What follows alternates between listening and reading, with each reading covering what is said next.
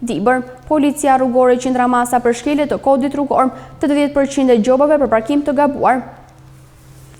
8 shtetas kanë rënë në pranga për veprat penale, shkelje e rregullave të qarkullimit rrugor, drejtimi i automjetit në mënyrë të parregullt nga policia e Dibrës brenda këtij muaji. Gjithashtu janë ndëshkuar administrativisht gjithsej 1158 drejtues mjetësh, 1586 masa për ndalim pushim të automjetit në kundërshtim me sinjalistikën rrugore, 45 masa për parakalime të gabuara, 140 masa për qarkullime shpejtësi mbi normat e lejuara, 11 masa për mos vendosjen e kaskës mbrojtëse, 5 masa për mos vendosjen e rripit të sigurimit, 11 masa për drejtim mjetin në efektin e alkoolit, 7 masa për qarkullime xhama të errësuar në kundërshtim me ligjin dhe 53 masa për shkelje të tjera të kodit rrugor.